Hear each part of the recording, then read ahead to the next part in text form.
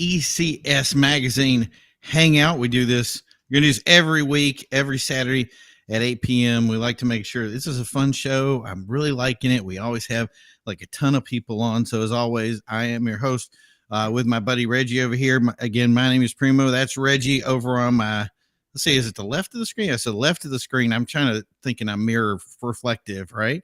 And then we have another cool guest with us today. Mr. Morgan, would you like to introduce yourself? Well, thank you. Everybody, thank you for having me on.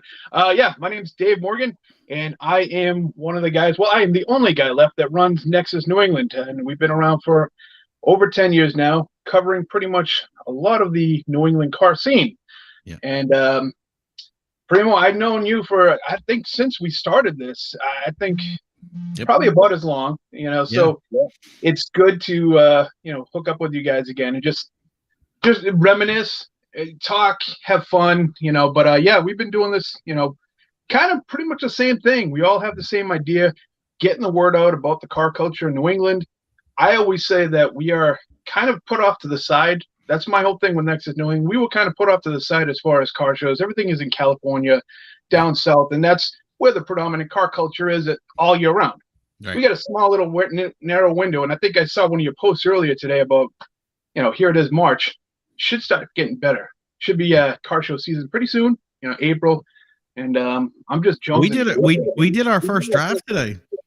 Yeah, that's what I was talking about. I was like, yeah, man, I want to get out and do something. It was, you see all the cars. You're like, what, 2 weeks ago you had people about 70 degrees outside and everybody was riding around. I saw a bunch of hot rods riding around. I'm like, this is what I miss. Right. With all the stuff that was going on, just the normalcy of just one good time, going out for a cruise and just, getting back to normal again. So, for the last couple of years, I just been jonesing for it. We've not done anything. So to actually get out there and do stuff this year, and there's so many car shows and cruise nights and events and all this other stuff. I'm getting inundated with stuff. So again, it's just, you get excited for it. And you want to go out there and you want to cover everything. Like I said, we cover a lot of different car shows, just like everybody else here, just to have fun and meet a lot of great people like yourself. Mm-hmm. Right.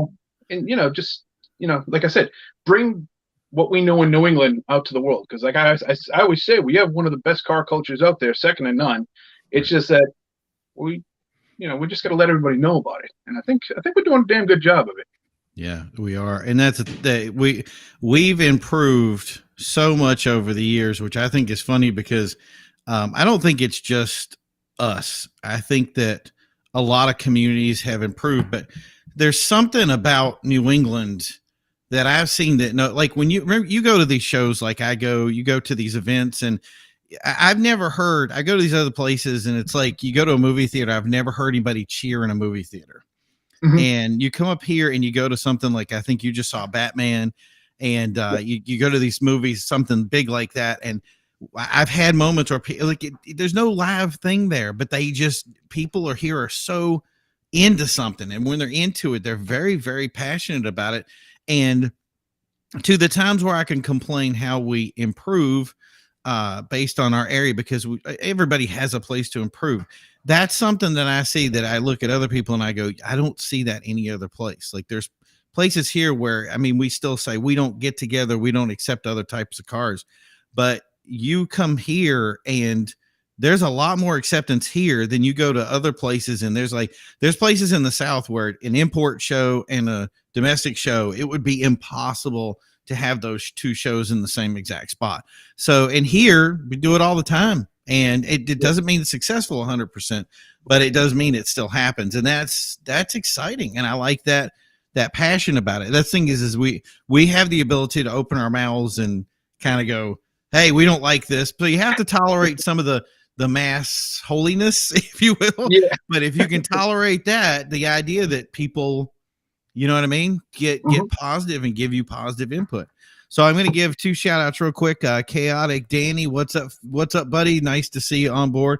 And then our boy over here, I'm always on Beyond Time over there, and that's Brian. And he says, make sure to upvote. What's up, buddy? And good to see you. Glad you could make it over. I was hoping he'd be a guest tonight, but he is in the middle of doing we both have these full charts full of things. So he decided today would be the day to start working on the live videos and doing some of the video stuff that he's doing. So we'll take a look at his channel later, and hopefully I have him on next week.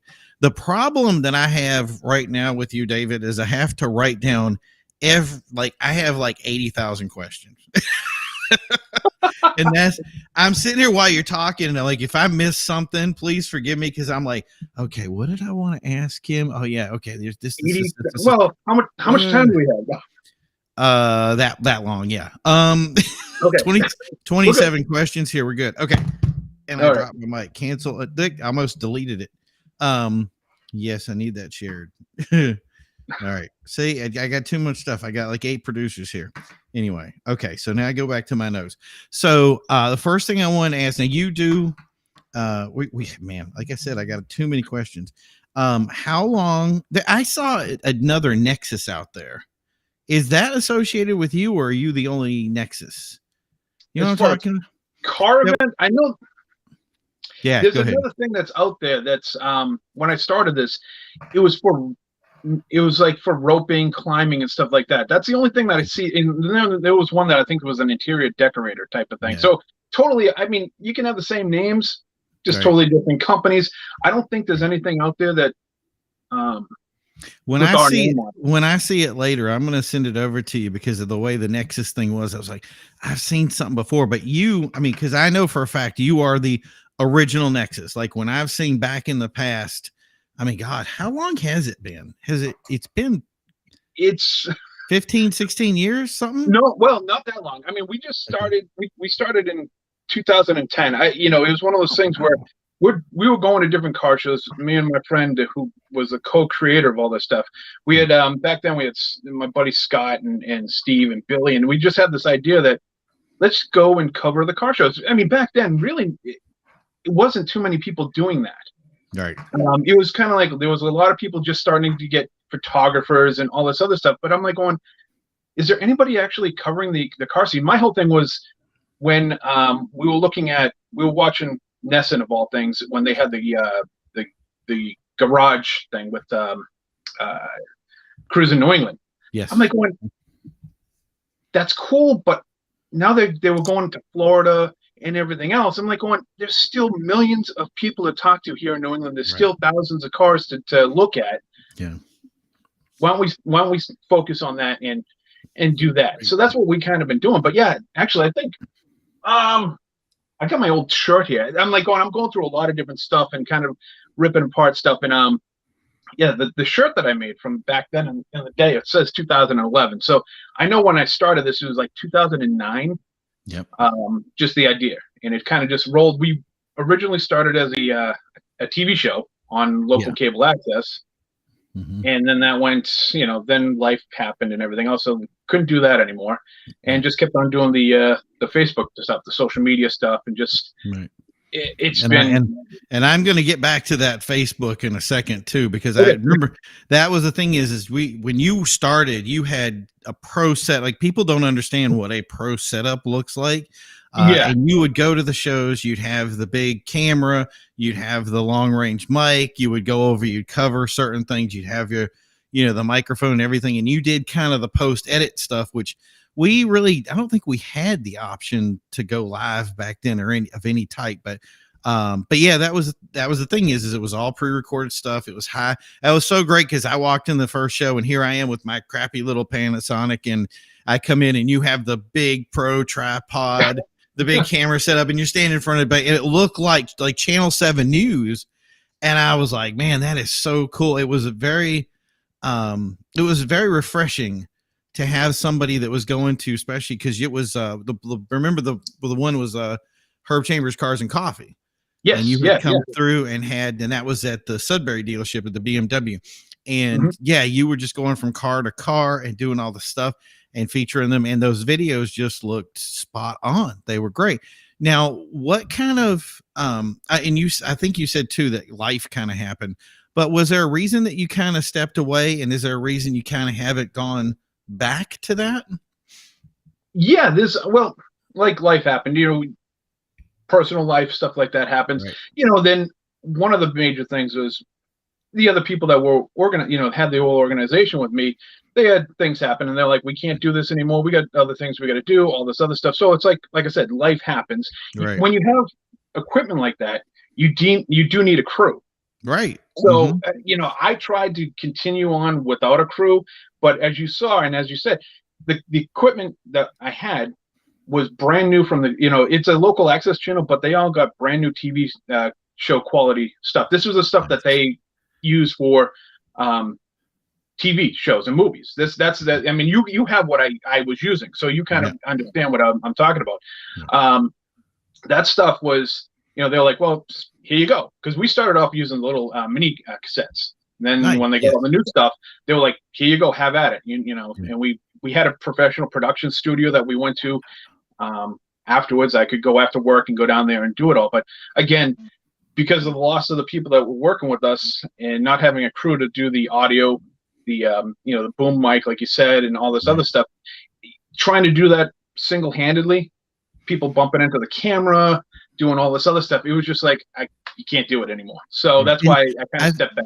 And I think you're having the same problem that I was having. Was we wanted to do these shows, we wanted to cover all this stuff, and then all of a sudden it was like, I mean, this for me, and this for a fact, like, other than kind of the radio stuff that I did, I've always been a one-man crew, and it is a beating, because you said, I want to stream stuff with the phone, I want to take pictures, I want to do all this other stuff, and you literally can't enjoy shows because you spend 90% of your time running around the shows. When we had the small teams that we had when we were doing live coverage of events, and we had a booth set up and we were panning the camera and showing shots of the cars that were in the show, that was just amazing. So that's the thing is I think it really is just, number one, having the equipment, which is the toughest part. And then number two, having a crew that's going to back you up and do the level of, because people don't realize that. I think somebody out there, you're thinking about doing something about this coverage, but you can be a one-man crew for a certain amount of time, but there comes a point when, I think when we did this with OS Media had 7 dudes and they still miss stuff. So, but I'm gonna get to these chats real quick. Rick Kennedy, hey, what's up, Ricky? Thank you for coming in today. Beyond Time, we had a bunch of car shows come out in the early and mid 2000s.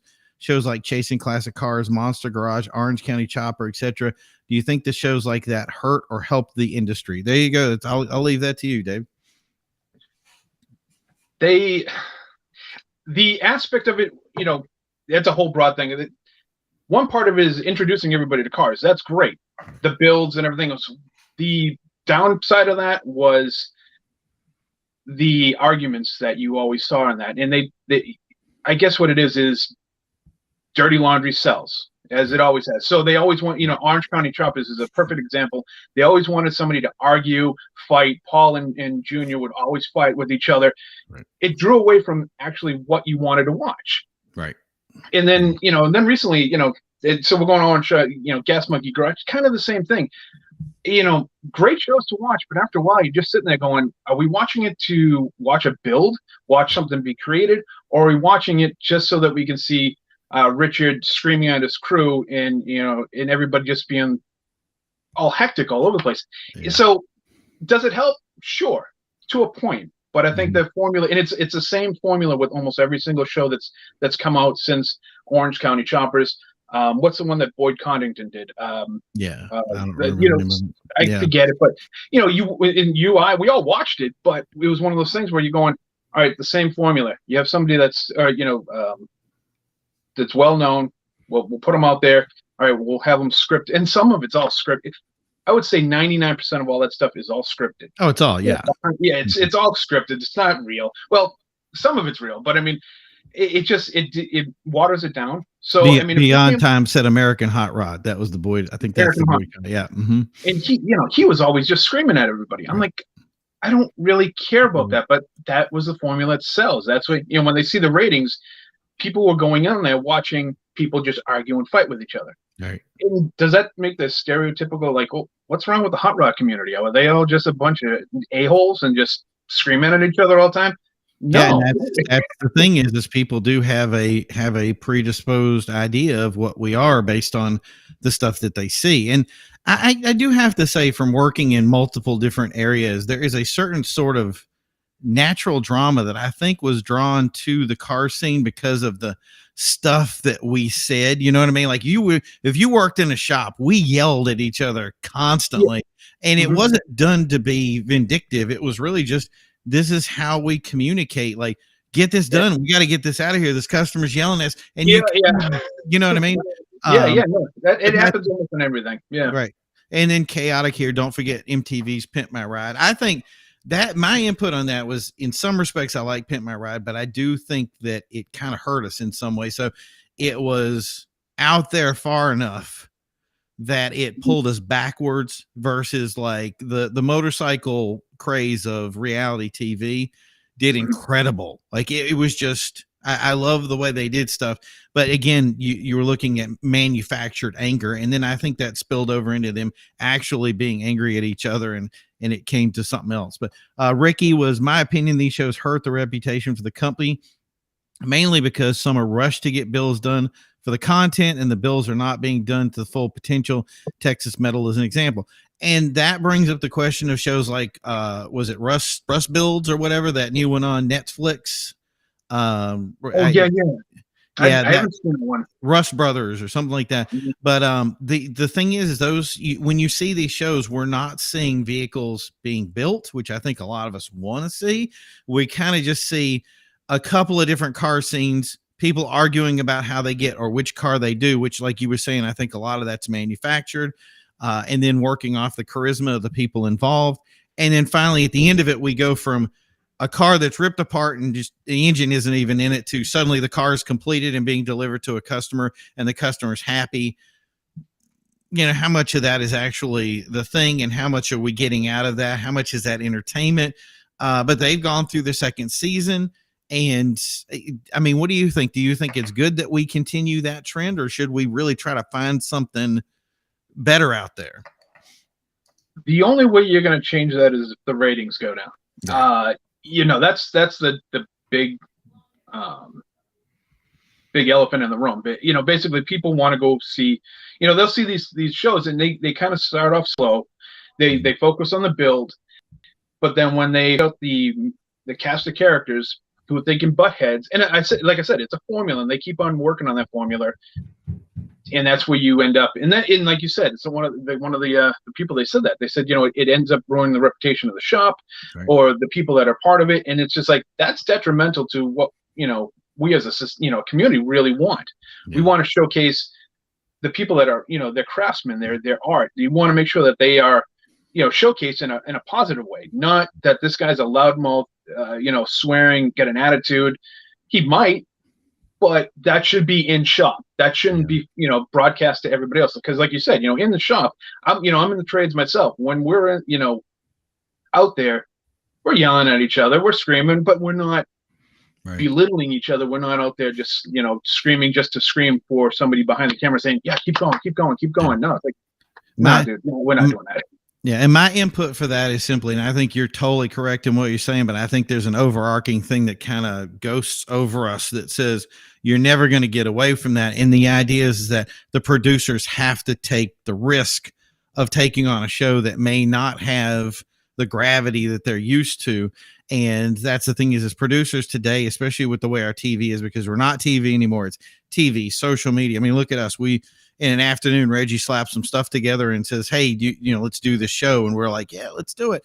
That kind of ability to be able to do something like that and have success with it, producers are afraid of that. So they really have to find stuff that Chaotic says Gas Monkey versus Misfit Garage. So yeah, that's a good example. But these producers have to be able to say what we're bringing out needs to be able to compete against guys like us that are going to throw something together, have a guest on once a week, and have just positive vibes in the community. Do you know what I mean? So before we go on, I just want to give a big shout out to the sponsor, Control Freaks, and that's controlfreakcompany.com. If you're looking for some cool things for your car, check them out. CONTROLFREQ company.com. So the next thing, now even though you haven't done the live stuff in a while for the car stuff, you actually use the Facebook platform to continue to stream driving your truck around. How has that been? What kind of input are you getting, and what is that like? That was just something I just started because I just wanted to get out there and just talk to people about cars. And, so I'm like, oh, well, I got drives going to and from work. I'm just going to pop on and start just running my mouth off about whatever I feel like, whether it's a car show, whether it's what was going on with the pandemic. It was just something to just kind of blow off steam, kind of get in front of the camera, kind of keep everything relevant also. Because you're in, like I said, you're in a bubble. You got to keep yourself fresh, right? Right. Yeah. And I'm like, and that's one thing. I mean, when you're talking in front of a camera, you can go off in different directions. I even catch myself. I'm going doing this too much. So it's kind of like you want to just have be able to talk to somebody, let them know what's going on in the community, and have fun with it. It was just kind of organic, I would say. Just go out there, just click on the video, and just on my ride home, whether it's 5 minutes or 15 minutes or 20, I'm out there just saying whatever I feel like, whether it's, laws about what's going on in Massachusetts, or, what type of cars are out there, electric cars, or, the demise of the gas, internal combustion engine, all this other stuff. What's on my mind?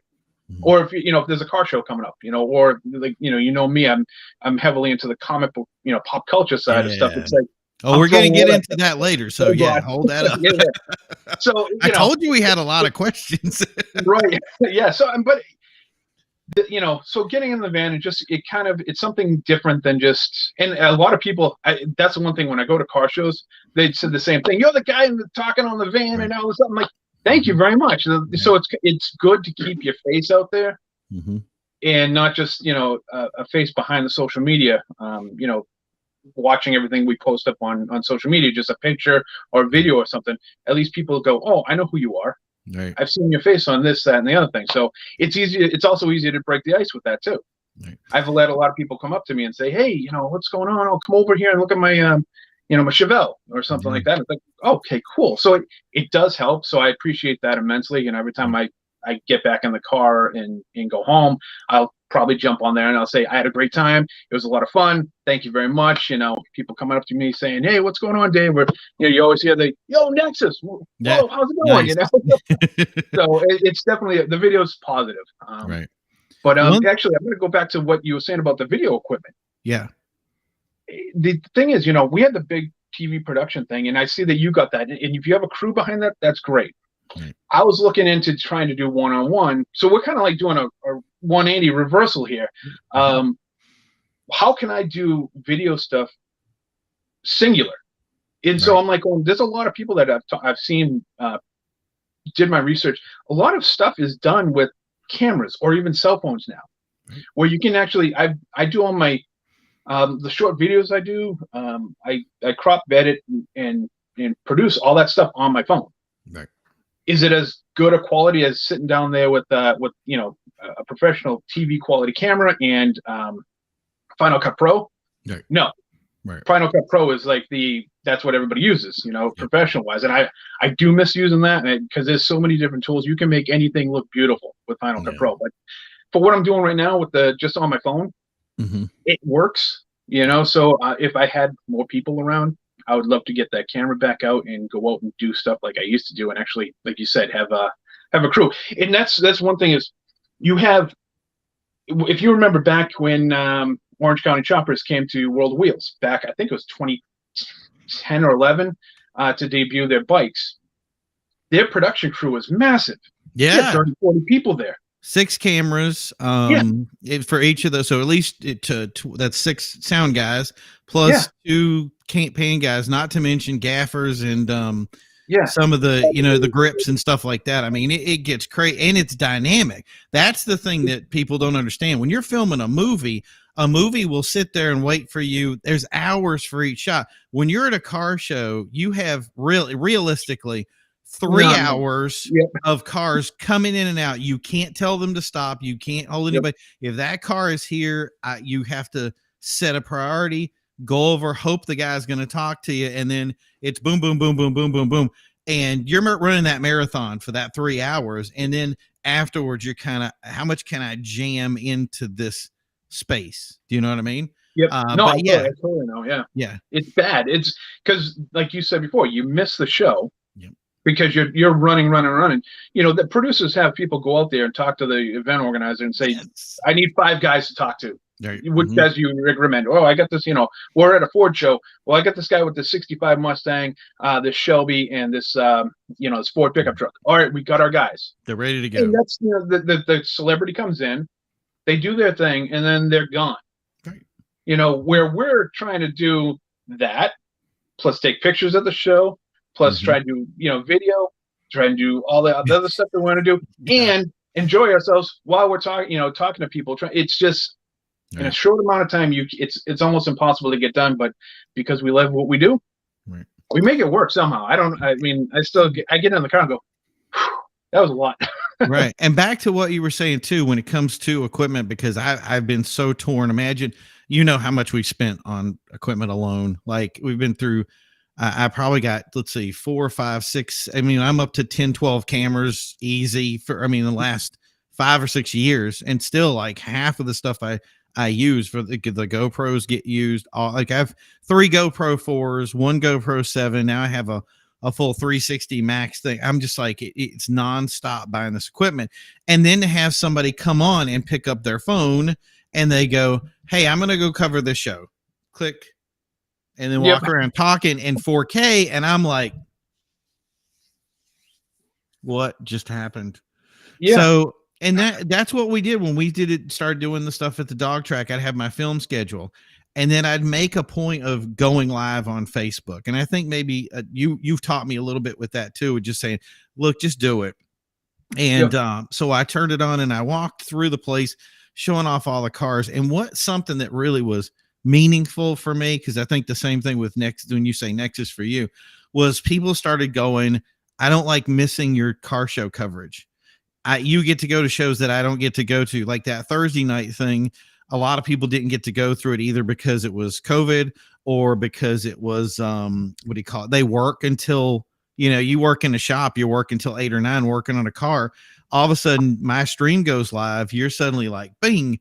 Okay. Now I get to see this car show and see everything that came out that day. It matters. And that's something that I didn't think about it. I just thought, well, you know what, I'm going to do something fun and cover some of these cars. Maybe somebody will get something out of it. And to hear people say, oh, you're doing one for Thursday, right? You're doing one for next, you know, you're doing it for this Wednesday, you're doing it for Saturday. You know, it started to become a trend. And the thing is I have to remember, you beat yourself up because you said it's not the quality I want. Like right now I'm beating this camera right here. I've tore it because I want to make every shot count. And for me, it's like, I just turned on a thing and it looks like junk, but for them it matters. And that's the thing is even if it is junk, you still have to, you know, put that thing on and walk through it and be okay with it and go, hey, it is what it is. Somebody out there is listening and somebody pays attention to what you're saying and it matters. So, I mean, is that what you're encountering too? Yes. Yeah, absolutely. You do hit that. You hit that right on the net right now. Talking about talking, that too, hit the nail on the head. You know, it's. I always have people coming, you know, up to you and say, or message you afterwards, private messaging, and saying, "Thank you. I was supposed to go, I couldn't go. It was cool just to see everybody's car, or I didn't know they were there. I will be there next time." You know, it's like are they always there? I think so. I've seen them 3 or 4 times. I got to go down there and check this car out now. So. Yeah, it's cool to have people do that, and it kind of makes you want to do it more. And again, to the quality, like you were saying, you know, the way your camera angle is, and now we're all getting technical here. But you know, I'm even thinking about where I want to sit. You know, subconsciously, I'm going. Am I looking? I'm actually. I should be up higher, about right here, but I'm not. I'm like laying down. Yeah, almost, right. Yeah. You know, so I'm like going. I should be right about here. That's so funny. You know? Yeah, I know. I was doing the same thing too because I was looking at the shot and I was like, "Oh, that's gonna bug him. He's a little low." So for me, because I'm like, going, all right, am I live? I'm like, this is how it should be. I'm not gonna sit like that. I'm not hunching myself over the whole time. So I'm just like, I could angle it down, but then everything could just, you know, the phone would fall down and we'd have problems. When we started streaming today, I was over like this in the shot. You could see me kind of wiggling the thing over like this. Like, okay, yeah, I made it. And then you got to like fight the mic a little bit. So I'm like, okay, am I in the right place? Enzo, welcome to the stream tonight, buddy. How's it going? I just want to remind everybody, We are an ECS Hangout. We're going to be here every Saturday at 8 p.m. It's sponsored by Control Freak. That's controlfreakcompany.com if you guys are looking for the website. This is something that's an open forum. We actually invite people to come on and have a conversation with us. And if you want to, if you're a good representative that loves being on the little camera action right here, we have the link over in the chat there. So, oh, look, he's in Daytona. Look at that. It must be nice. If you get a chance, tell me what the temp is over there. Oh, yeah, that's right. You get the bikes. He's doing the bike show. I wish you could share the picture of the bike, but yeah, he's out there at Daytona right now doing a bike show. And I want to know what the temp is so you can tell me, because we're what do you call it? We were a little still chilly today. So, and tomorrow's going to be rain, but it's going to be nice weather. So it's almost like 60 degrees and rain, or 45 degrees and sun. How does that, it doesn't work. So Rick goes, I've got my head in the computer editing today's show, completely lost track of time. I'll try not to miss these. No problem, Ricky. Yeah. Get us on for the next. We'd love to have you on. So, but yeah, this is too many questions here. So yeah, so we've got the video editing. We've got all this other stuff. Here's a good question. And this is the thing is I know how I would answer, and I think you'd say the same thing. There's a lot of people out there for 78 degrees. That's not bad. Okay. 78, almost 80. Okay. I'll be up here in New England with the coat on I'm coming down to my studio that's actually heated, and I'm like, sorry to rub it in. No, please feel free to rub it in. If you can rub it in enough to bring that 80-degree heat up here, you'll be doing good.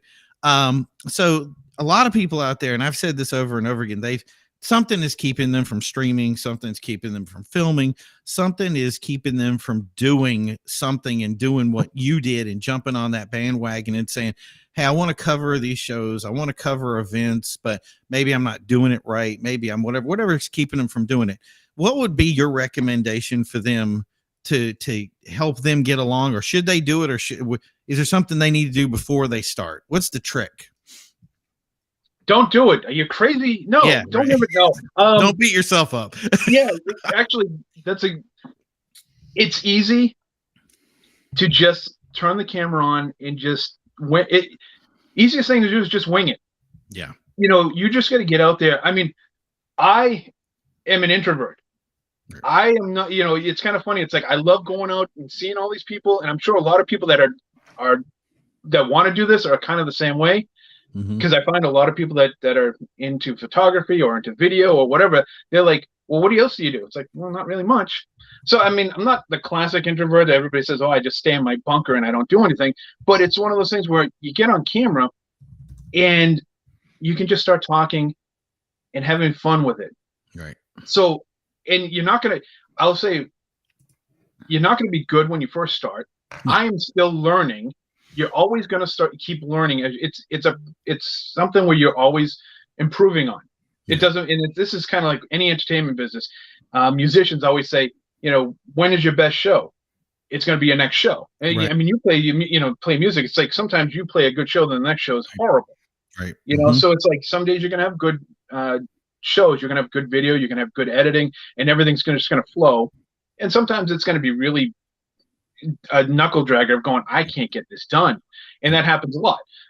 You just got to keep on going through it. I mean, we've been doing this for 10 years. And a lot of people, I had one guy always coming up to me at a car show and saying, I think he wanted to see us fail.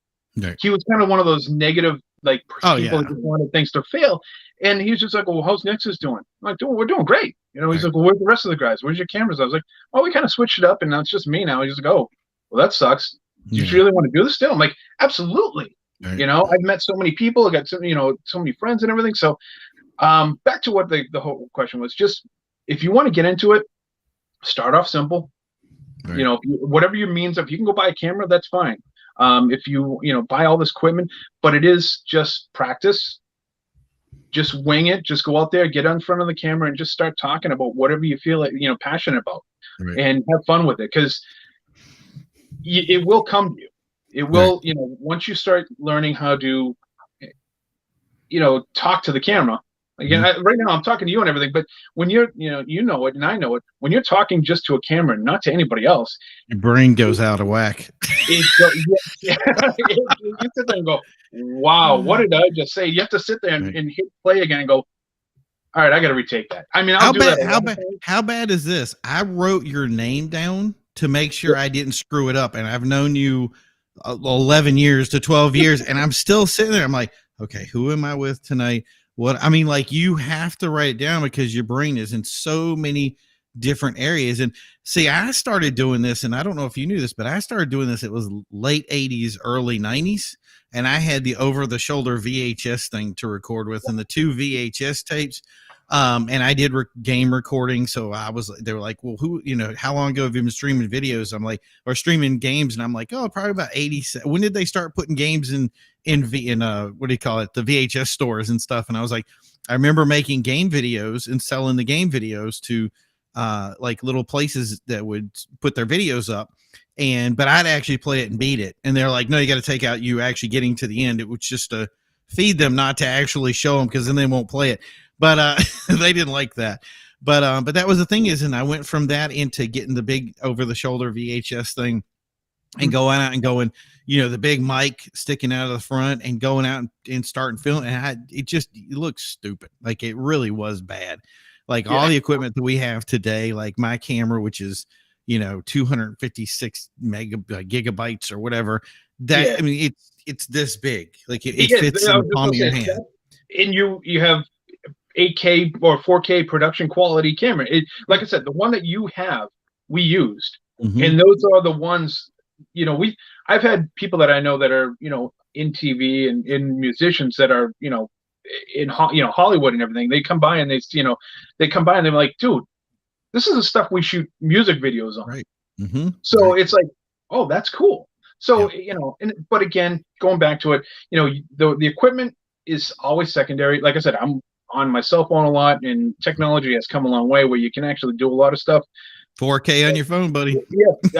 Mine was, so it's like 4K on the phone. Okay. Now you just it's just making sure that you get a product out there that you want to talk about. And it doesn't even matter. I mean, a lot of the stuff that I gravitate towards at car shows, it's me, what I like. I love the oddball type of cars. Stuff that you don't always see. A guy I came up to a guy and he had a 90s Lumina. And he's just like, why? He goes, oh, I've seen your videos. Oh, that's cool. Why would you want to talk to me? I'm like, it's why, you have a story behind your car. Right. It's a family car and all that stuff. And I was like, that interests me. I mean, everybody's got a 69 Camaro out there, and that's great. I love those. But somebody rolling in with a 90 Lumina, right? Why? What made you want to have this car at a car show? Why would you? If I was sitting, a lot of people are like, I ain't bringing that at a car show. Right. Me, I would. I mean, the car that I drive in, I'm like, I'll drive anywhere with a freaking car. I don't care. Right. So, again, it's just have fun with it and just just go with it. So, and the one last thing is always talk to people that are doing it. Don't be afraid to walk up to somebody that's got a camera that's taking pictures of video or whatever they're doing. It's best when you have friends. Most of the people out there, I love talking to people that do exactly what we do. It's not a competition. Right. Exactly. There's plenty of viewers out there to check us out. Right. And it's like the more people that we know, we can, communicate and talk and everything else, it builds a camaraderie and everything. And it's just like, that's cool. I applaud anybody that starts out, little. And I know there's some people that I talk to when they start out little and they're big now. So it's like, does it bother me? No, not at all. I'm like, oh, well, that sucks that, he's doing this. No, not at all. It's like, I'm happy that these people are getting out there doing what they're doing, because over time, whether it's 10 years, 5 years or whatever, something is going to click. Yeah. Well, that's the thing that I told people too, is they said, well, how did you start? You started in the 90s and did what you did. And then like now you look at stuff and you go, I didn't get into, like, I had my YouTube channel, but I didn't remember we had Street Fire, we had YouTube, we had Kazaa, we had LimeWire, we had all these different ways of getting our footage out there. And I didn't really jump onto it the way I should have. I could have put more VHS tapes at car shows and sold them for whatever and said, I'm going to do this stuff. So I told him, I said, we'll get to it when we get to it. It's going to happen. So if you guys go out and do your success, all you're really doing is opening the gateway to push us to do it and then move to that next level. So now that we've got that stuff, figured out, now you guys are going to be the gateway. If you got 600, I have 2 or 3 friends that have 600,000 to 1 million views on their videos. And I go, that's going to be, those people are watching it. If you can do it, then we can do it. And we just need to get more serious. That's just the trick to it. Right. But yeah, so just a reminder again, controlfreakcompany.com is the sponsor for tonight. We're here at the ECS Hangout. We're doing a live stream every Saturday at 8 p.m. Reggie is over there working his brains out on the magazine. How's it going, Reggie? Not very good. Uh-oh. Well, I'm going to leave him to that before. Yeah, I'm not sure about that. I don't want to get killed later. But so Beyond Time, the best stories of the weird and wild cars. Those owners always have the best stories. And then Let's Talk Live message boards are huge in the early days of the internet. And that's very true. That's something that's huge. Now I'm going to change a little bit over to the next thing, which I think is probably one of the funnest things that you have in your repertoire of things that you do. And that is your cosplay stuff. You do cosplay cars. You have a group of people, I'm guessing too, that do cosplay like Batmobiles. I'm guessing A-Team trucks. You have the Joker mobile, tons of stuff. I want, just lay it out there. Tell me how you got into that, how that started, where it's gone, and where you expect it to go. I have that almost down to verbatim. It's almost like I could do that whole spiel in my sleep, because it's one of those things where we started, the car, like I said, life happens and everything changes. So I got the car because I needed a car. A dependable car. So I got a Crown Vic. And my stepbrother, whose daughter had leukemia, we said, well, we'll do a car show for her and we'll get everything organized. So a friend of mine said, we can get Batman there. Nice. And it clicked in my head. I go, wait, we got Batman, you got a Crown Vic. Well, it's not a Batmobile, but I can turn it into a Gotham City police car.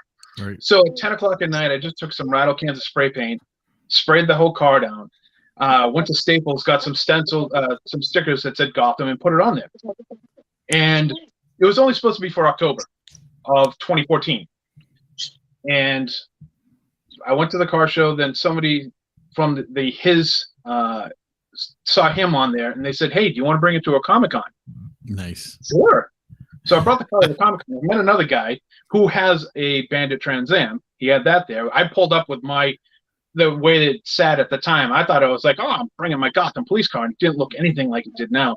But I pulled up with that thing, and there was the Bumblebee from the Transformers movie, the 78 Camaro. They had his Bandit Trans Am. They had the Blues Brothers mobile. The Blues mobile. They had, I think, the DeLorean from Back to the Future. So I pull in, and I'm like, I'm way outclassed here. Holy crap. But so we, I met the guy, and he's like, dude, I do graphics for a living. Let's get this car looking like it's from Gotham City, from Dark Knight Rises. And so over that winter, put it back together as a police car. And it's now, as you've seen it look, it's all done up like a Gotham City police car with, Joker spray paint all over it. And since 2014, we've been to so many different car shows, charities, Comic-Cons, the whole 9 yards. And we've been everywhere with it, had a lot of great fun with it.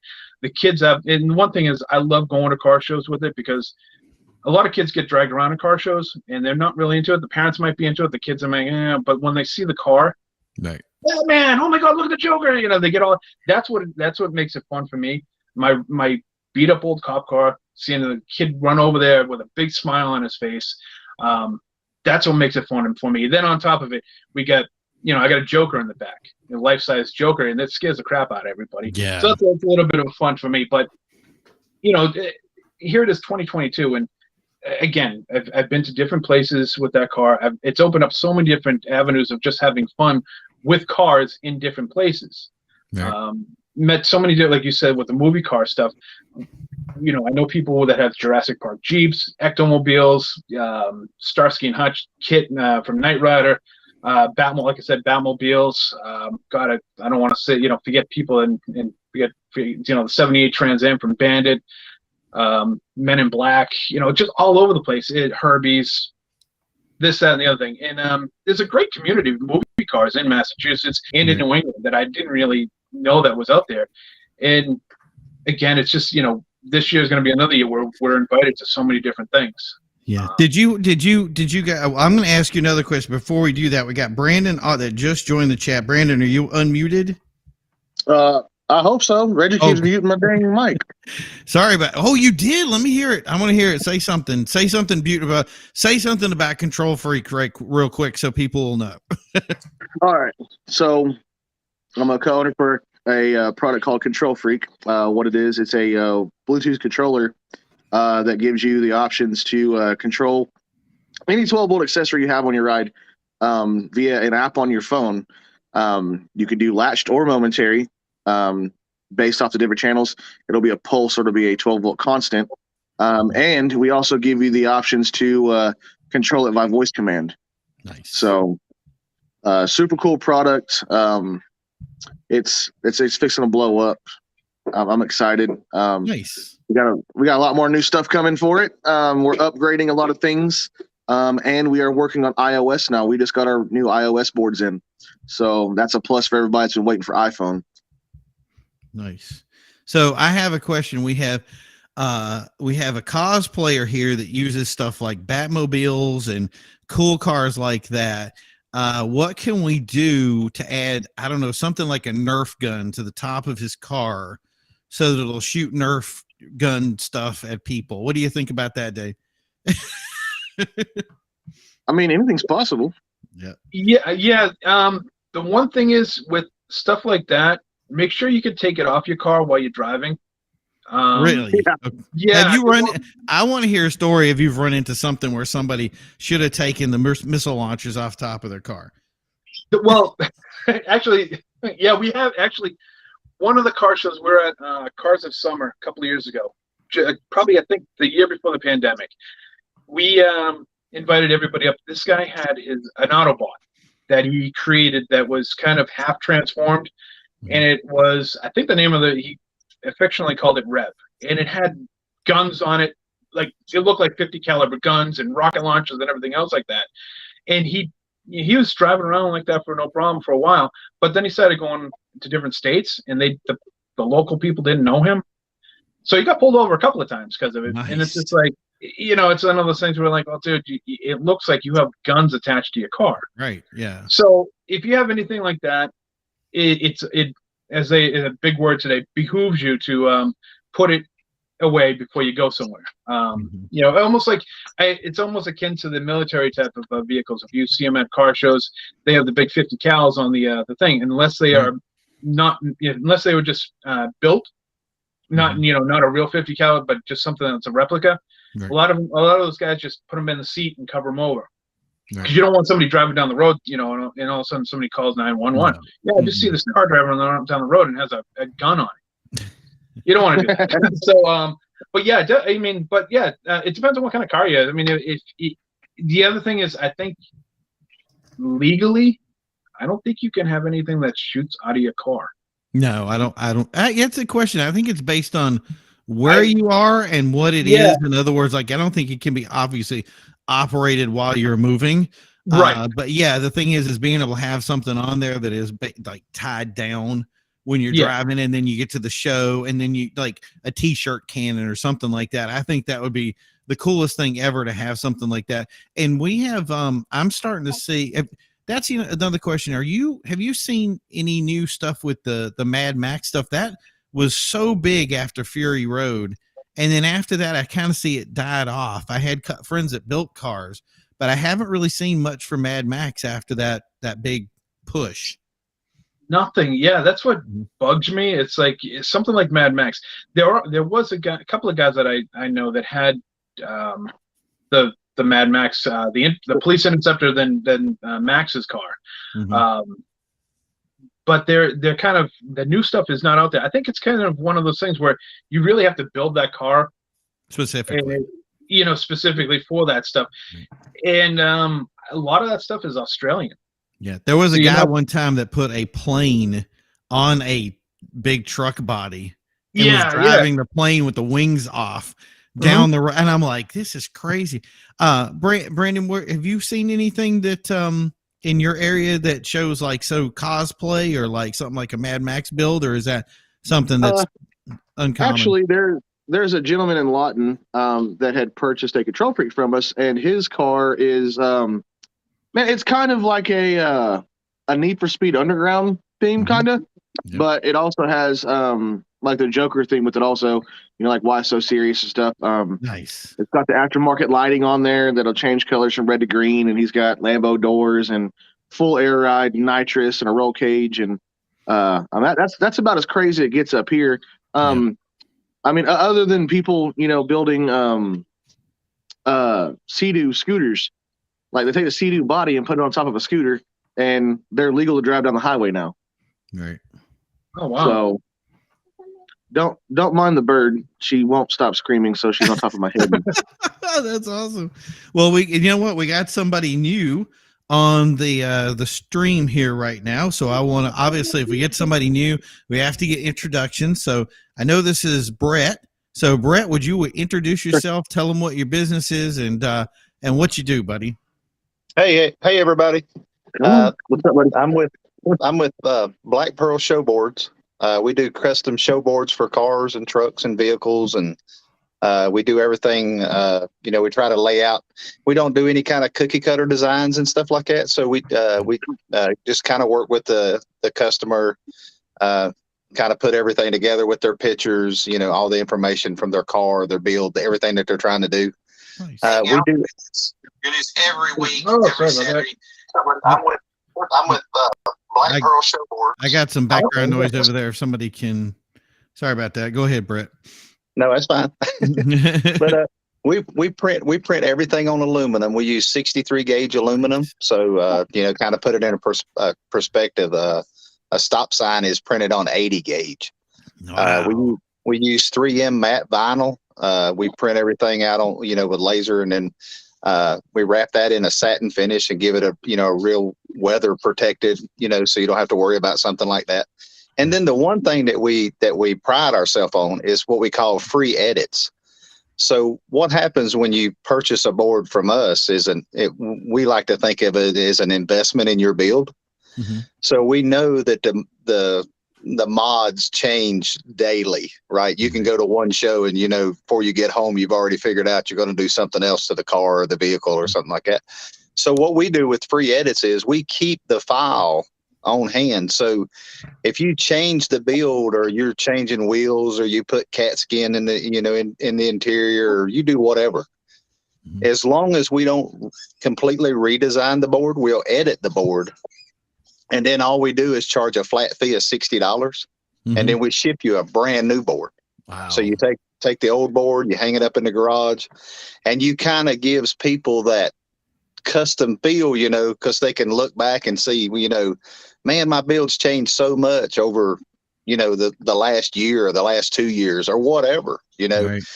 And we've had customers, and, you know, I pride myself on never really calling people customers. I like to think of people as family, because, you know, I don't ever want anything to come out of my shop that's not 100%, and we stand behind everything. So, you know, we always try to, you know, make the person as happy as we can. And you know, today we had a lot of fun. Today we went up to the Roanoke, Virginia. They had the muscular dystrophy. Yeah, Muscular Dystrophy Association over at the Berglund Center. I know you know where that's at. Yeah. Mm-hmm. Yeah. So we went up there today and got to see a couple people and see the cars with the, you know, with the show boards, and it's really cool, you know, and you get to meet so many fascinating people, you know, by doing this, and that's so much of what I want to do. Right. And we've had so much exposure with trying to get involved in car shows and being a vendor now. And, you know, and I did, you know, I've had I've been in like show truck, not show trucks, but I've been in the trucks and, you know, all that kind of stuff my whole life. And, I built a 85 Toyota back in the day, you know, had the Nice. whole, you know, had the super swampers on it, the tilt bed, you know, and the, Oh, nice. it was awesome, you know, and that truck was my passion, you know, for a long time. And then, you know, kids come along and you sell stuff and you look back and go, man, I wish I still had that truck, you know. We all have our regrets. So yeah, don't we though? Don't we though? Yeah, I'm the telling thing you. that I keep, I've told a tons of people when they want to be competitive, and it's especially in the car show scene. Obviously, not so much with drag racing and in any kind of racing stand, but especially in the car show scene, it's something. The show board stuff is something that's been greatly forgotten over time. That you don't understand that. So one of the big things that we had as a problem with the show is you go in, you tell the guy that's being judged that there's certain things that are aftermarket with the car, but when the judge is there, you may not be there, that you may not have the info. And I've had we had one car that was a Challenger that was it was basically two and a half, something like that, inches wider on either side. Mm-hmm. So this is a custom wide body, but it was done so well that the judge, who had no idea of what these cars were like, walked over and said, "Oh, that's stock." And we're like, "How did you miss that?" But that's where stuff like the show boards and stuff definitely get ahead of that and say, "You know what? Here's your list." And I can't say it enough, just with people that just know it, but it's so easy if you're not there for people to come over, and a lot of their questions will be answered just by looking at it. Hey, does this have this? Does this have this? What did you do? Yeah. All that information is there, and being able to update them is just incredible. So now, what's the biggest board you've ever made? So the biggest size or the biggest board, like the both. so we do a 24 by 36, which is a 2 by 3, right? Got it. And I never dreamed that I would offer a board that size, right? Mm-hmm. Like our bread and butter is like a 18 by 24, which is real manageable, easy to kind of take, you know, kind of keep up with and stuff like that. Mm-hmm. But I got into so many SEMA type trucks. I had a run where, and I'm a big supporter of Level 7. It's they're almost like a SEMA management kind of team, and they put together people that their aspirations are to get their truck noticed and get their truck to SEMA, and I partnered with them about 1.5 years ago. So we had a big run of last year, just SEMA, we're just trying to get boards to SEMA, and a huge accomplishment for me. You know, I'd never dreamed that I would get, to make that stage, and but that's where that size came from, just because these trucks have so much information. Oh yeah. Mm-hmm. And we even did we call it a show package. Right. And it was 2 24 by 36s and then 2 16 by 24s that are do not touch boards. So we make do not touch boards too. Wow. And so that whole package is $400. Mm-hmm. So they got 2 of these huge boards, and then they have 2 of these 16 by 24s that are, do not touch. Right. And then when we do the do not touch boards, we try to build them at the same time as we're designing. Yeah. So that way they complement the car, right. Or the vehicle. So they have the same look and feel of the same board. So it really makes a big difference. And then, we've always, tried to make the cost of it so easy for you to handle, you know what I mean? So, everybody is so focused on mods, and then like you said, the some of the folks are like, man, I'd like to have a board, but and I've had people approach me at shows and they're like, man, I just don't think I could afford this. And I'm like, but have you checked our prices, Yeah. And I, and that's, that's the thing about, having a passion for what you do. Yeah. And I don't, I have a full-time job. It's just a side thing that I enjoy doing. And so, our prices start, our 16 by 24s are $140. Yeah. And then a 18 by 24 is $150. And then a 24 by 36 is only $165. Wow. That's not bad. Like, I'd be interested in stuff like that, honestly. Mm-hmm. Yeah. I'm going to give a big shout out to some two guys that came up here. My good buddy Jim Calwait have been to SEMA every year for the last 12 years. Like, wow, That's awesome. That's Wow. crazy. I'm jealous. Yeah, right. Yeah, that's cool. And the thing is I know he won't miss them either. And then also we got Vinny. I'm out with the wife, but wanted to say hey. Plus Facebook won't let me go live since I'm restricted. Vinny, I know your pain, buddy. I got the same problem. So for some reason, Facebook has decided to dig back into our history, back many eons, back when the dinosaurs was alive, and find a post that may or may not have been not constructive over time, and then restricted us to be able to advertise and to be able to go live, which I find hilarious because if we advertise, we spend money on Facebook. So by all means, Facebook, make sure I get to spend my money on other places like YouTube and junk like that. So thanks for doing me a favor about determining where my money went. So I have a question for everybody, since we got Control Freaks, Brandon here. We got Brett Black Pearl, and we got David Morgan here, and we got Reggie. So we got the guys that literally, I think you guys have seen everything. And anybody can go first. What is the car? You're welcome, Jim. Good to see you on here, buddy. I appreciate you tuning in. And Ricky's laughing. What is the car out there that you guys have seen with the most modifications? And I'm talking, and not just like throwing anything from Pep Boys on it. I'm talking about like real modifications. You're like, this was crazy. I want to hear what it was and what was the build. And whoever wants to start, but I want everybody to take a turn. David. Like, I went to the Lowrider Super show last year, and I think it was like a 76 Monte Carlo. But every part of this car was touched, whether it was engraved or chromed or something like that, or painted. It had a tilt hood, or the whole front end actually tilted forward. Everything, actuator, stuff like that, were chromed out.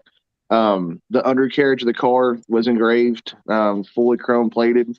Yeah, it was pretty insane. I know that lowrider cars, they're one of the most customized cars out there, to a certain extent. But these guys here, man, even the grill on the car was engraved and stuff like that. And I was blown away by it. I saw a bunch of nice, beautiful rides there that, were custom. But this one here, I think I sent Reggie a couple pictures of it, and it was in the magazine back in March last year, I think. But yeah, it was wild. And I had mad respect for it. Lots of fiberglass work on the inside, custom seats, just full custom interior, full audio. It was just a beautiful custom ride, and I loved it. Nice. Okay, David, I'm going to get you up. I'm going to put you out on the spot here. What's yours? I think it's all, wow. I'm like thinking back like 10 years of whatever.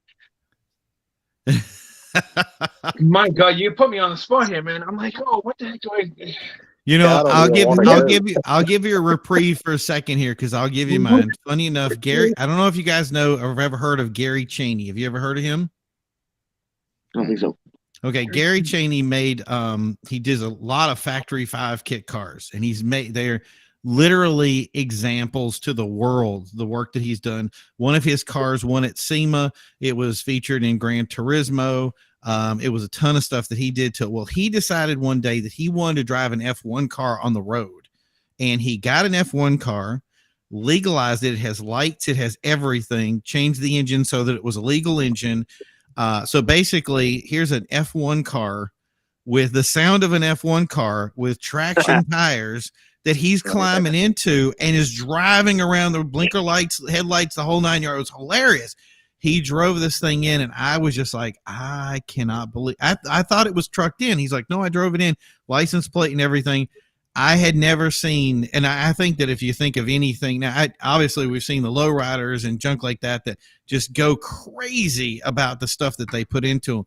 But for me, seeing an F1 car, the work that it would take to get an F1 car, right? Oh yeah, Cheney's Jim says LS1 engine from Cheney's car, totally. And Jim knows Gary really well too. But yeah, this car drove up, and I'm like, this can't be real. And sure enough, so I just, not to say that the most work ever done in a car, but the idea of a F1 car driving on the street. I've never heard of it, never seen it. It was the only time I'd ever seen something like that. And I just thought it was amazing that it was straight with an inspection sticker on it. Like, who does this stuff? But Did you anyway, imagine the look on their face when he pulled in? yeah. Oh, yeah. Oh, we did. It was like, and I'm like, oh my God. All right. So, David, if you don't have anything, I'll put it back on Brett because I know he's chomping at the bit here. Do you want to take it or do you want to give it back to Brett? Brett, you want to go, man? I mean, I got one. The only fallback I have is just one of the movie cars. That's about it. Yep. And I don't know that I could even go. I've seen so many cars, and so much stuff, right? And I guess kind of being where I'm at, I don't get to see a whole lot of the, when we had a show here in Raleigh back in January, and I think it was a '66 Impala, mm-hmm. and it was that whole West Coast, San Diego kind of. The hop cars, and I have never ever seen one of those cars in person. Like all the detail, like the paint job was just crazy. And they were telling me that the guy was with Majestics, I think Majestics car something. I don't want to say for sure, but seemed like that's the jackets they had on. And that car came from San Diego. It was his brother's shop, and the car had sat in that shop for like 10 years. Mm-hmm. And he was kept telling his brother, he's like, his brother ended up moving to Fayetteville. Yeah. And so he kept telling him, he's like, you got to come back and get the car, and start putting your spin on this car, So they came back, he got the car, and I can't remember the name of the guy in Las Vegas that did the paint job. But it was just amazing. Like this car, when they brought this car into the expedition center, right? Mm-hmm. When they brought the car in, it had the rails that went around it. It was the full blown show car experience, right? And and if it wasn't chrome, it was just the attention to detail. All the pieces on the car, mm-hmm. like the other guy was saying, all the fine touches, all the, custom engraving, and just, it was just such a beautiful car. And it, and when you look at it, because he'd come and ask me about the show boards, and I was chomping at the bit, I was like, man, yeah, let's do something, but, it's just, it really, and that's what's so fascinating about everything with cars and trucks and with all of it. It's everybody's own interpretation of what they think's cool. Right. And even nowadays, the kind of the environment I'm in today, right? I have more people that have more newer generation stuff, so mm-hmm. heavy Mopar right. stuff. And, I'll go to shows and, people are like, man, that's not, those cars they're not classics, or, that, you always have the whole classic and the modern kind of tug of war all the time, and stuff. Right. And I sometimes I just think if people just take a breath and go, man, just appreciate it, right. just enjoy seeing somebody do something cool, mm-hmm. And I was at a show about 2 months ago, and there was like a Fiero GT. Look at Reggie. And I was like, are you kidding me? I had one of those cars. Yeah. And such a fun car to be in, and mm-hmm. but it's hard, I would say that car, right. that was probably one of the coolest cars I think I'd ever seen, Yeah. The thing that gets me, and it's funny because David, we were talking about it earlier, and it's something that came up that I have always wanted to see it, and it's the stupidest thing ever. It is the car from National Lampoon's Vacation. The Family truck, yeah. Yeah, oh, what was the name? What was the name Truckster. of that? Yeah, it's Family Truckster. Okay, Yeah. I just wanted to go to a show one time and see that car parked somewhere and think you couldn't not like it. It is the most gaudiest, ugliest, junkiest thing. And somebody spending like $1,000 to make that car, you would be like, why did you do that? But thank you very much. Yep. I And did then- see. I did see. I was going to say I did see one car last 2 weeks ago that I have never seen before. What's that? I seen a Lincoln Corvette. Huh? How does that work? a white It- one, right? Yeah, it was a white one. Reggie, you seen the pictures? Yeah. Or that? Yeah, I've seen I've sent the pictures. I sent the pictures. It It's was gonna called. be- It was called a. Hold, And yeah, what's that? there's What- 12 what- of them. There's only 12 of them Oh, in okay. in the world. Right. And I start talking to this cat about this car, right? You know what he tells me? What's that? He got to drive the Corvette from Corvette Summer. You remember that movie? Oh God, that Mark was Hamill. one of my favorite Hamill. Corvettes. Oh my God, yeah, that thing was great, and I have seen it before. Like, but we're talking in the '80s that I saw Oh, that yeah. car when it was like, that thing was just out there. He So, had yeah. pictures. He had pictures of that car at the Bowling Green Corvette show Mhm. back 10, 15 years ago. Yep. And I was just dumbfounded, because he's like, yeah, I just happened to be in the right place at the right time. And I walked up and they were unloading the car. That's And the crazy. guy was like, they started talking, and the guy was just like, you want to pull it around in the booth? And he was like, are you kidding me? Yeah, right. So he got pictures of him doing that, but this car, the Lincoln Corvette, it's got the grill, the Lincoln grill, Right. the emblem. Yeah. That's on the front of the car. Mm-hmm. And I think Reggie's got pictures. You'll see some of that car in the new release in March. But that was probably one of the most fascinating cars I've seen in the last couple of days, just recently. And but it was amazing. And he had a Corvette station wagon too. That's crazy. Oh, I've seen that one. That thing looks nuts. Yep. But Jim wanted to bring this up. Ricky Crespo. Okay. So he's got a couple of them here. Ricky Crespo, one if not the best exotic car modifiers in the East Coast. Ferrari, Lamborghini, McLaren, all heavily modified. Jim himself has a McLaren. It is, you'd have to see it. It's an orange car. It's yellow. It's got the different color schemes that are on this car of the different schemes that it has. And Jim actually has done stuff with, he's got an 818 kit car that they're building right now that they're doing some stuff with, I think. Let's see what else. So Ricky has a twin turbo 458. Talk about something that really just drives you crazy to watch this thing. It's incredible power these guys are generating. And he's also got a 488 Spider. He has a what is it? Huracan, I think it is, that is so that he sold before that was so low that it would actually like scrape on everything they ran into. And then he also brought Justin Sachs, who was a third generation Corvette that was modified. Says, don't remember the company name, but it's very rare. Also white. I don't remember that car. And I'm going to have to ask him about that because I remember seeing something about it, but I don't remember the car itself. Justin has a GTR that he drives that is just, he knows how to drive it. So it is amazing. A lot of these guys too, this is, if you've ever heard of the 22 rally, these are guys that take their cars out and they actually take them on the track. So if you get an opportunity to look that up, it's amazing stuff. And it's all for charity. It all goes to Mission 22, which is to help veterans. And it's just one of those positive causes that always helps everybody. So I love being involved in it.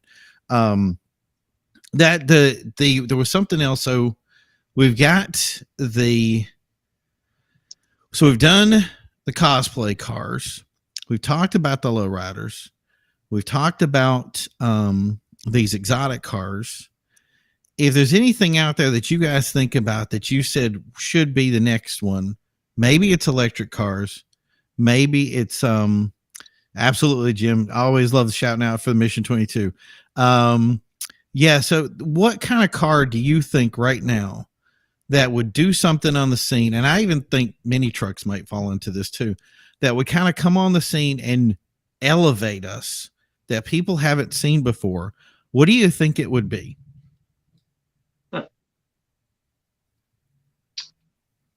Going forward, next level. Well, What's a scene that, because we've done imports before, obviously Fast and Furious, when lowriders are always going to be cool. They're never going to get old. Muscle cars are going to be great. Maybe electric cars are coming in. Maybe there's something in that's going to be something that really elevates us as a car scene. What do you think that next big, is it going to be cosplay? Is that something that we should really focus on, or is there something else that we're missing? As far as the next, I think the electric car thing is an unknown. As far as people are embracing it, I know there's a lot of pushback from a lot of the purists and the traditionalists and everybody that loves it, internal combustion engines, but the times are changing, and we see, I mean, I'm at awe at what these, electric car can do. It's insane. Like I always say, the Tesla Plaid is the fastest four-door production car in the world, right out of the factory.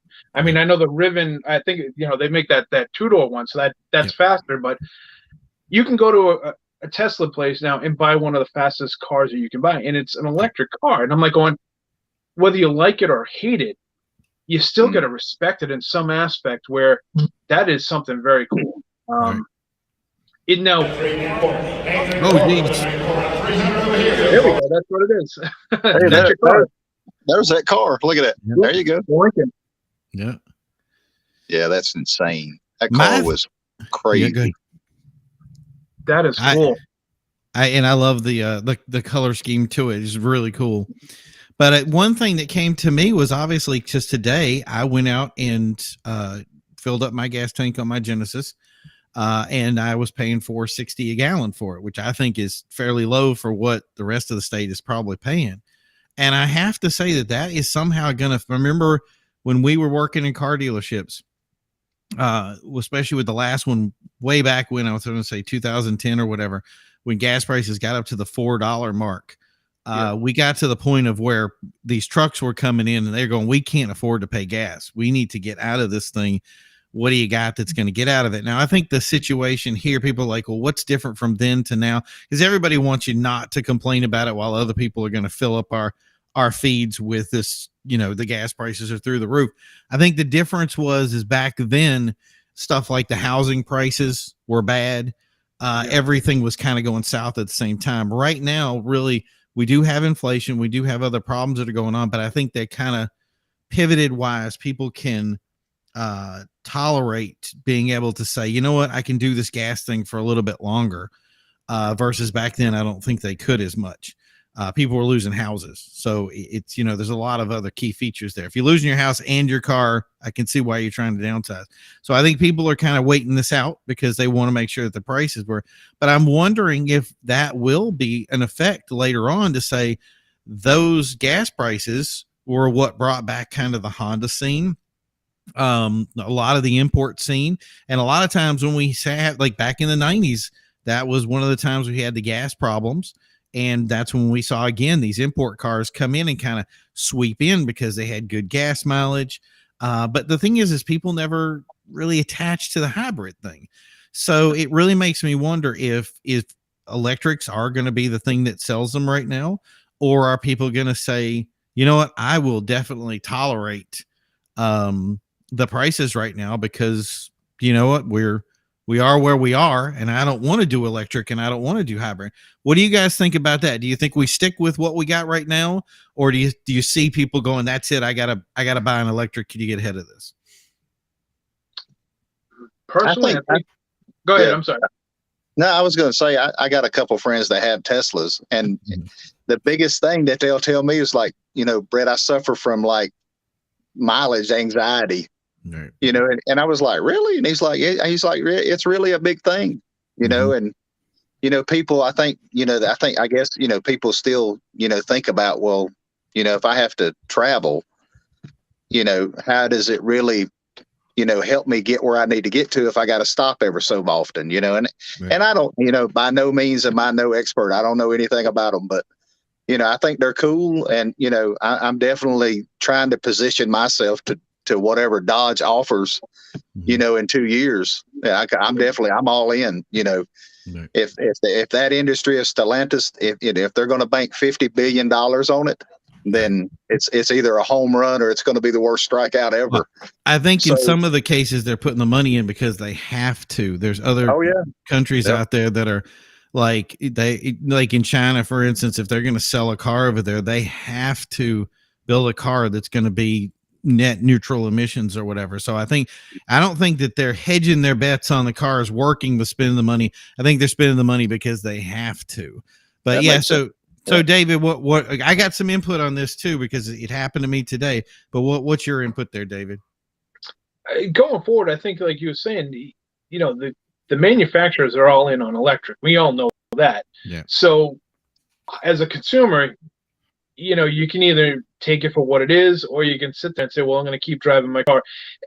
Electrics still are very expensive, so you're going to go out and buy a 40, 50,000, Tesla's 80, 90,000, 100,000 and more. You have a regular car. What are you going to do? You just spend the money, like you said. We'll just sit on it and wait. If it really gets astronomical in price, $7, $8, $9, $10 for a gallon of gas, I think you're going to change the whole world right now. But who knows what's going to go on 6 months from now, 6 years from now. Right. That's why I think with something like Dodge, they're introducing an all-electric muscle car. The Challenger and the Charger are going bye-bye in a couple of years. Mhm. The next Corvette's going to have electric engines in it to supplement with the what is it, the LT51 or whatever it is in there now. Mhm. LT5. But and then for NASCAR, I think they're all going electric soon. So I think they haven't said anything about that, but they've alluded to it. But yeah, yeah, I wouldn't bank on it too much because the biggest thing about them, and that's what I was saying, was it's the sound. You know what I mean? No, everybody. I love the sound of a nice, V8. Coming down the street. Mhm. But that being said, it's like the Camaro's going away. What are they going to use for NASCAR? Are they going to use an electric Camaro? The Mustang has some kind of thing that's a 4-door thing. Right. I don't want or whatever it's called. Right. But It's the wrong way that they introduced it. And the other thing to add to, especially some of the race cars out there, is they've all moved to ethanol. They've all moved to this other type of fuel. And the idea is with this fuel that they brought in, they are running clean. It is what it is. So you can't say, hey, get net zero emissions when F1 Indy, they've been doing it for way longer. But all these racing divisions now, they just get fuel that can make 500 horsepower per liter. You know what I mean? So, but yeah, that's the thing. But my thing was today, I had a friend and he just bought a V10 R8 and he had a choice between buying the V10, and he is an early adopter. So he is all about buying electrics and hybrids. He's had hybrids. He had an i8 before, so he knows what these cars are like. And he said, I have a choice to go back to another hybrid or do something electric, which would have been cool. Like you said, the Plaid, fastest car right now.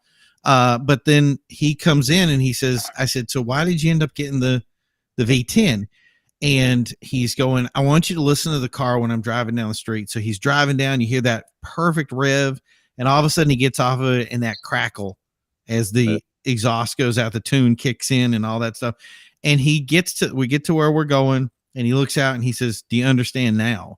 And I said, I completely got it before, but now that I've heard that, I can completely understand where you went and why you went the direction. And that is the thing is he's losing something in the translation when it comes over. And that's kind of the thing that I think is the problem. So I just want to do one shout out here to Ricky Kennedy. I think that question would get me into politics too deep. And I want to be nice. However, I'm old school and not a fan of electric cars. And I think a lot of people have that same thing. A lot of people tell me they don't plan to move up, that they're just going to continue to do their engines over and over again and just keep the same car they have. So, and I can understand that. I just want to hope we'll see where that goes down the road. I am still wondering what is the next big car, but we'll have to see. Right now I have Jason down there and the new guy coming on. Jason, do you want to introduce yourself and let everybody know what you do? I shoot for Reggie, obviously. I've known him a long time. I do custom car audio, and basically anything cars. I'll do anything. I specialize in doing the wild shit, basically. How long have you done custom car audio? I started when I was 14 years old in 1994. Got into building full show cars, and at that point, car audio just kind of became a portion of it. And I moved back to Iowa where there's literally nothing to do, and I just fell in love with it again. Found myself in the garage just wanting to do crazier and crazier stuff. So all of us here obviously like to measure our power based on our exhaust sound. Your measurement is on your audio. So I have to ask, what is the highest dB car that you think you've ever built? I don't really build for the glory of a number. Yeah. I like the violence of it, and it sounds kind of weird. No, I completely get it. I like to see someone get in a car and just be like, "Holy shit! I can't believe the speakers just did that to me." Right. My favorite one to this, we did DB drags up in a couple of shows, and I had never seen, I want to say it was 250. The number was insane when it came out. The actual windows flexing in the car to the bass, and it wasn't just a noise machine he was doing. He actually had a song playing, and it was I thought for sure it was going to snap the windows, but it ended up surviving. So do you like doing the loud stuff, or is it more just, did I lose you? He went black. He went totally. I've never seen anybody do it. Like, he's still there, but are you still there, Jason? It's almost like he put his finger over the camera so he could change his shirt. Right, exactly.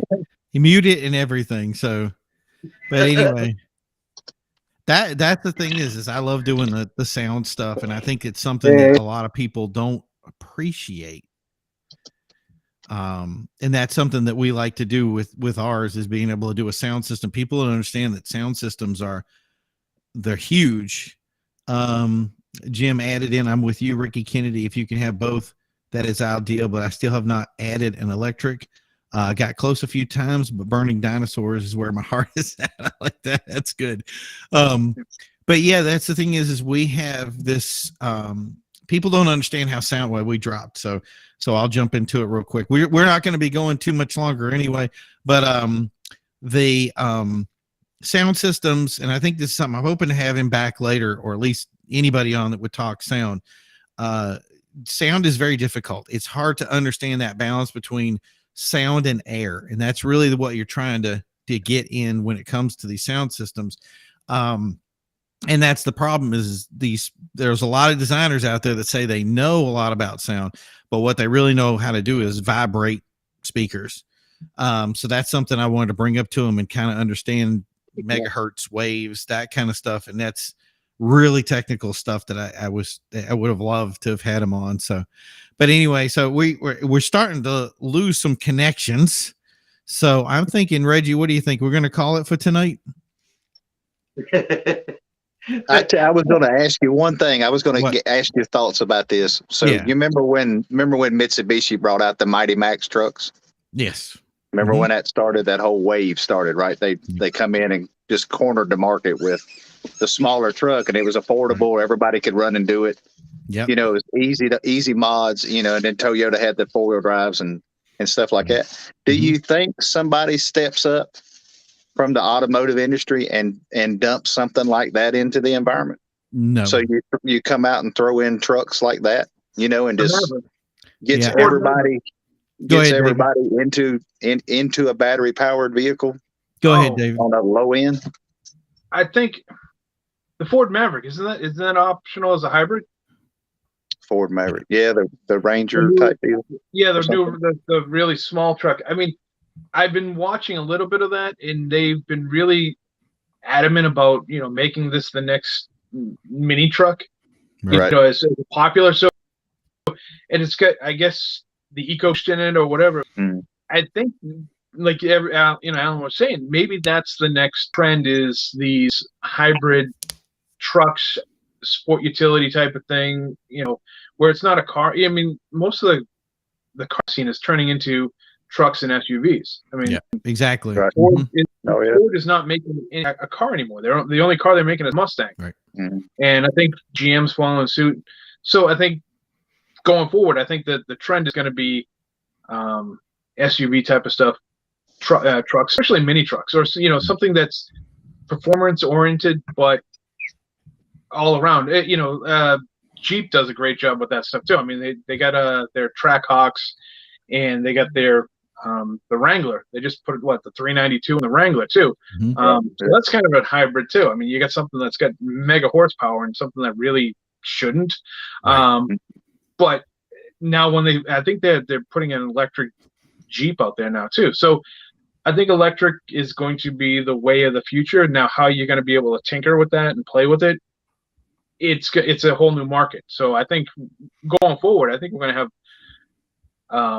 a lot of cars that are going to be out there that you're going to walk up to and go, all right, well, it's got a little 4-cylinder engine, and all right, what's so big deal? Yeah, but it's got an 800 horsepower electric motor and powering the two rear wheels. Yeah. And I think you've added something very important right now is obviously with the SUV scene. The SUV scene has kind of saved a ton of companies. And if you see the big thing out right now is the Bronco. The Bronco is a perfect example of people who bought this car 2 years in advance. I think it was the second they had the opportunity to jump on it, they get into it. I don't really think of those vehicles as small. I also think of them more as SUVs than I do of kind of the truck scene, if you will. I don't think we'll ever go back to a small vehicle. Vehicles now just keep getting bigger and bigger and bigger. But yeah, that's the thing is I think that we could see something in the SUV scene. And I think now that SUVs are supported both with exotics, electrics, they still have gas powered. They still have a lot of options here. There's a chance that some of these can kind of sweep in. Obviously, there's a Mustang hybrid. Who knows? There's all sorts of stuff out there that is going to snag you and kind of say, hey, what is this? I don't know if that stuff will catch on. I don't know if people will really get into it. And I hope they do. Obviously, they're spending the money on it. I think if you flood the market enough, there comes a point when something's going to come out of it. But I think it's probably 3 to 4 years down the road before we'll see that change. Do you know what I'm saying? Yeah. And well, that's where you got that 3 or 4 year window, right? Where are we going as performance or a car that's going to be introduced into the hobby, where you have car companies now putting out electric engines to put in classic muscle cars. Right. It's like, and they look like big blocks and everything, so they kind of look like an engine that should be in there, but it's an electric motor. That's going to be a new trend. You can see that. Again, the disconnect, like you guys said, wow, that's really cool. Chevelle going on the street, I can't hear a goddamn thing that it's right. Where my dad, I want to hear a 454 Chevelle going down the street. Yeah. Right. Are they going to put speakers in the cars now? It's almost like that audio thing where what's the next market? And we have a big enough argument with people who say, oh, that doesn't have the V8, that just has the V6.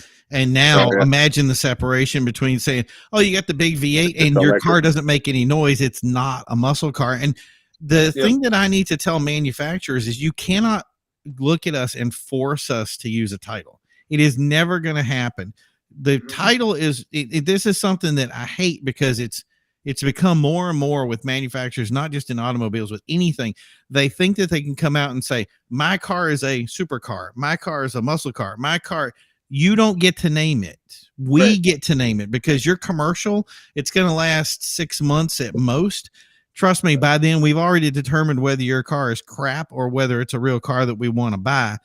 No matter how much they said the Chevy Volt is the future or whatever, nobody ever looked at it. And I mean, who even talks about the car? Once the marketing went away, nobody cared. So it's a Nissan Leaf. Yeah, it is what it is. So that's the thing is we, as the consumer, will start naming cars. And I highly doubt, I mean, I'm sure there's some people out there that want to make electrics big because they want to make them big. So they're going to feed into whatever they get.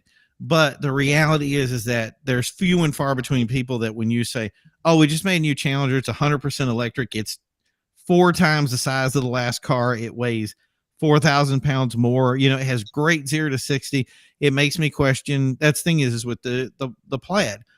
I've seen these cars on the track. I want great 0 to 60, but you have to overcome weight, the top end, how fast can you go? There's a lot of things in there it's always going to be that seesaw. You can never have both things. To go from 0 to 60 in 2.4 seconds is not the common street car tire. Most people don't understand the logistics of the science that goes into doing 2.4 seconds. And trust me, the car did not come with the tires that did 2.4 seconds. It comes with a street tire that can do maybe burnouts at 2.4 seconds. Yeah. But there's so much more that goes into the car to say, this is a street car versus whatever that we have to overcome. And those things, they're not gonna, people will be people. And the beauty is we're gonna do some dumb stuff with cars, and that's how we're gonna prove it. It just with this thing of the boat, this Felicity Ace that just burnt up on the shore over here, they're now starting to say that people are saying that one of the reasons that the thing burnt up was they had these new electric cars in it, and one of the cars said fire. It's also alleged, nobody's done any real reporting to it, but that's the thing is it's not about whether it's true or not. It's what those consumers and what those people out there, they are more powerful than the media. If they start turning this story all over Facebook isn't interested in fact checking that. They're going to put it out there. People are going to say, well, remember that boat burnt up because there were electric cars. You get what I'm saying? Like you can't stop that viral concept that people create. And that plays into later. So anything with electrics, anything with this other stuff, it all comes down to saying it's got to be performance based. If it's performance and it's proven on a track, that's where the rubber meets the road. Literally, if you have to be able to put your money where your mouth is. And it makes me wonder because with the electric cars, you don't sit out in the back and have a father-son day with a computer programming this thing like you can 454, or, dad's handing the socket over and doing all this other stuff, and you're learning and sharing moments with you.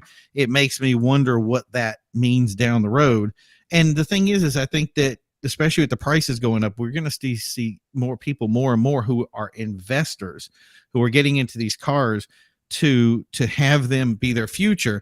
And they're never going to let go of that stuff. They're always going to be the weekend warriors that want to do things. And we're just going to have to see what's going to be 10 years down the road and what that represents. So, but anyway, I know Reggie's got to go to sleep at some point tonight, right, Reggie? No.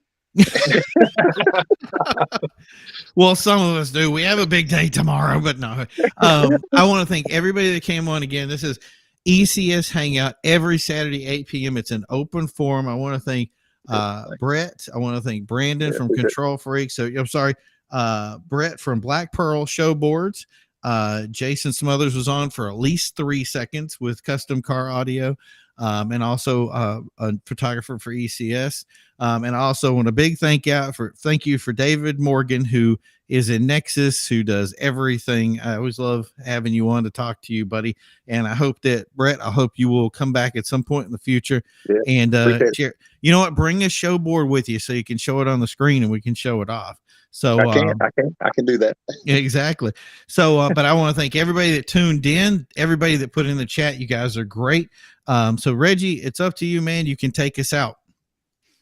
I just wanted to thank everybody for coming in, but I want to also let everybody know that we're running late on getting the March print issue out. It's day 5 over the limit right now. Running behind on it because we're especially releasing this one on top of the fact we're also releasing Drop Draw magazine vans.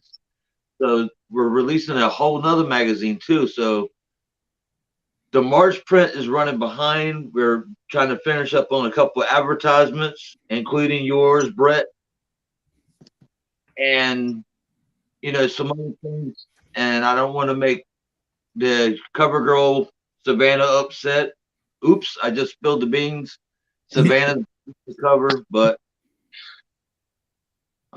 it's just, this is the first time that I've been delayed this long, but I will get it done. We'll get it released in the next few days, hopefully.